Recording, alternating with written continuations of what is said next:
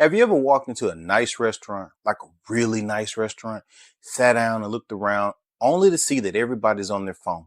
Nobody's talking, no eye contact, no laughter, just thumbs up scrolling and heads down, like the Wi Fi signal is feeding their soul. We're more connected than ever, but somehow more alone than we've ever been. And here's the crazy part: isolation is as harmful to the body as smoking 15 cigarettes a day. Now let that sink in. Not talking to people, not feeling seen, it's killing us. Slowly but surely. We don't call it isolation though, do we? No. We call it grinding. We call it focusing. We call it protecting our peace. But if we're being real, it's about hiding, and it's lonely.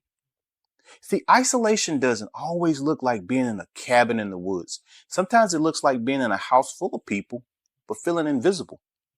Sometimes it looks like 1,000 social media followers and not one real friend that you can call at 2 a.m. Here's the truth: isolation robs us of our relationships, and relationships is where healing happens. Here's what isolation does to our relationships: we become emotionally unavailable, not because we don't care, but because we've forgotten how to show up. We ghost ourselves and then we ghost everybody else. We stop practicing vulnerability. Nope, when nobody checks in, we stop letting people in. And that wall you built up to protect yourself is keeping the love out. We misinterpret silence as rejection. The longer we're alone, the more we assume people don't care.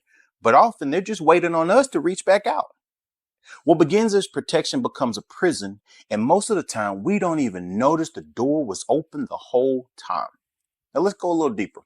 Because isolation doesn't just affect you, it affects every relationship around you. Let's talk about your spouse. You come home from work, you're physically present, but emotionally you're checked out. You don't talk, you scroll. You say, I'm just tired. But the truth is, you're emotionally unavailable. Your spouse starts to feel like a roommate. The intimacy fades, not just physically, but emotionally and spiritually. You stop sharing your fears, you stop dreaming together, and over time, that silent distance becomes a loud disconnect. Hmm. Now, let's talk about your kids. Kids don't always tell you with words that they feel ignored. They show you, though.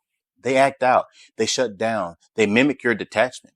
If you're isolated and emotionally unavailable, your kids learn that this is what adulthood looks like: silence, stress, and scrolling. Look, they're craving your attention, not just your presence. They need to hear your encouragement, feel your hugs, see your eyes light up when they walk into the room. But if isolation is consuming you, you'll miss those moments and they don't come back.